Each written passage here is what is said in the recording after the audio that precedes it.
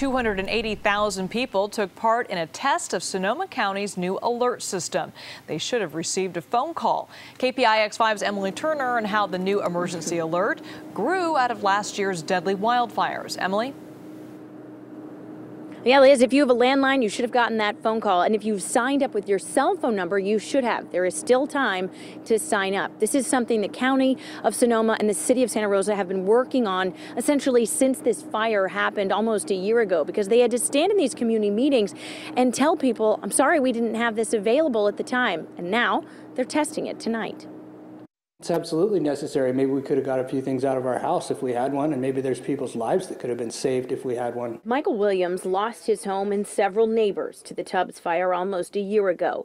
And an emergency alert, he says, could have made a difference. There wasn't one. So, I mean, a phone call or anything.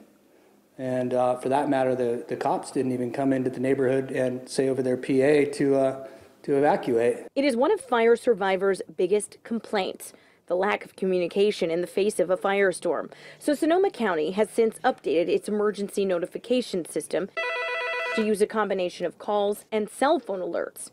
Today, Supervisor James Gore says, is the first trial run. This is about establishing confidence. This is about testing a system. This is about getting out there and getting ahead of what's next. Tonight, 280,000 Sonoma residents will get this emergency test call. This is a message from Sonoma County Public Safety agencies. Then Wednesday, between 10 a.m. and noon, the county will issue wireless emergency alerts, similar to this one. This is a mandatory evacuation notice to 5 different geolocations in the county that can be activated separately as needed. The alerts come with a link to a survey so the county can identify where the gaps are in the system. But when it comes to being safe, Supervisor Gore says it's not just up to the county. So the test is one thing, but let's be real. If people aren't prepared with a go bag, if they don't know that red flag warnings truly are our equivalent of hurricane warnings for fires, if they don't get ahead of it and take the personal responsibility needed, then we're not going to get anywhere.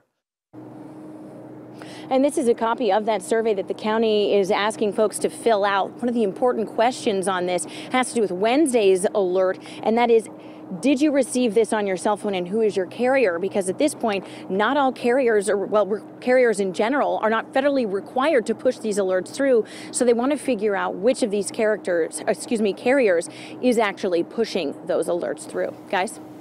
Emily, how common is this alert system? Do all municipalities have access to it?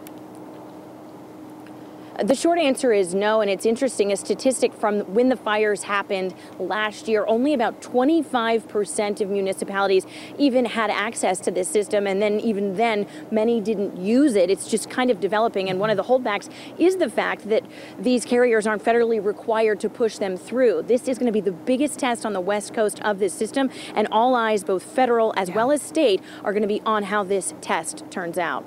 Hopefully it was a success. All right, Emily, thank you.